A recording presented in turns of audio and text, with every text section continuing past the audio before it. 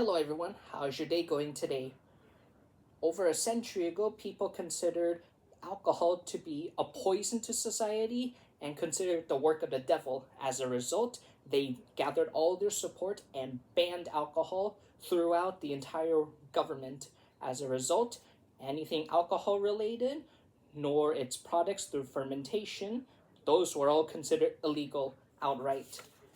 I will be revealing the context of Prohibition and the legacy it leaves behind to this day. So, throughout many people's lives, they consider Prohibition to be more or less of a footnote in history that's quite irrelevant to this day. However, according to Jack C. Blocher at the U.S. National Library of Medicine of February 2006, it is revealed that alcohol was the notion for alcohol was backfired because of the passing of the 21st Amendment, which is still prevalent to this day. So I'll be going over the history of Prohibition, then I'll be going over the precursors that led to Prohibition in the first place, and then we'll be going over the lasting impact that still affects us to this day. So, after the First World War had concluded back in 1918, the U.S. passed the 18th Amendment, which banned anything with alcohol, such as the manufacturing, the sale, the production, and the import of alcohol. All of them were banned.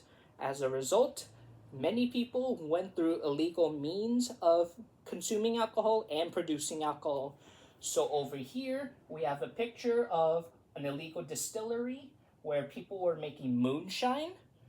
Moonshine, as we can see over here. One of many distilleries back then were used to make moonshine and illegal alcohol, which were not of the best quality, and it led to thousands of deaths, according to the Cato Institute of 1991. Since alcohol was illegal back then, gangsters decided to run the alcohol trade.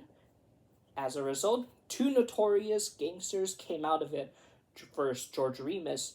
George Remus's case was that he led an empire in alcohol business.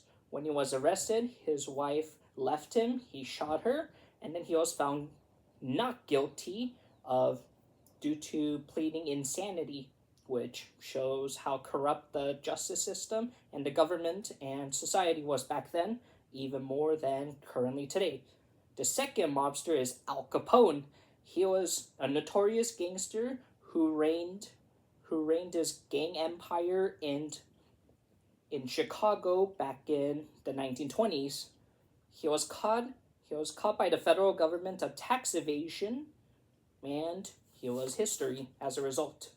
Now, since we have gone through the historical context of Prohibition, let's go to the precursors that led to it in the first place. So, according to the PBS,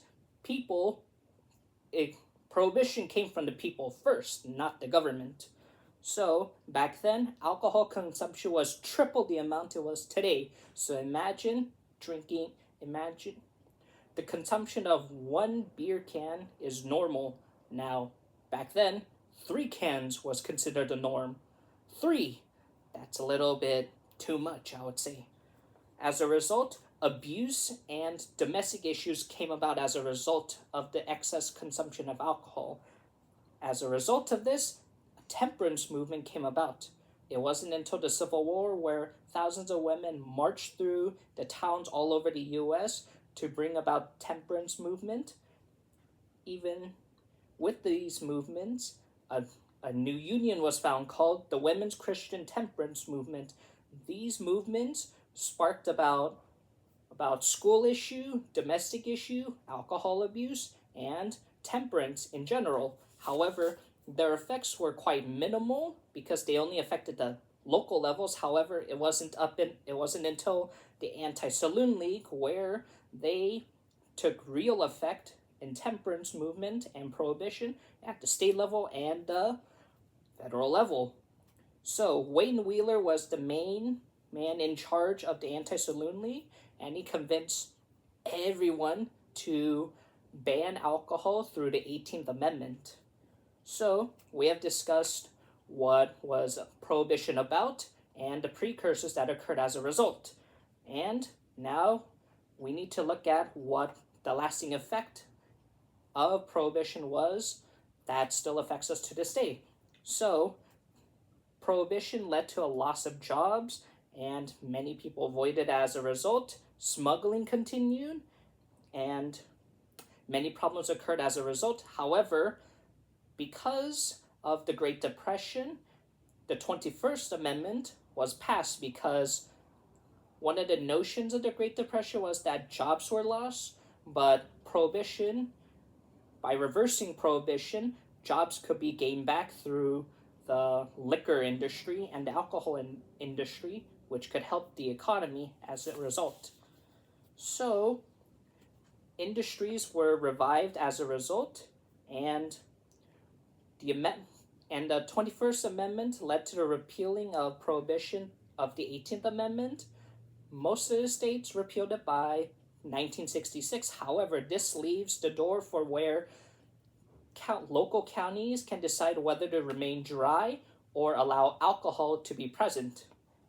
So, Prohibition still endeavors through its history, its precursor, and then the impression it leaves us to this day.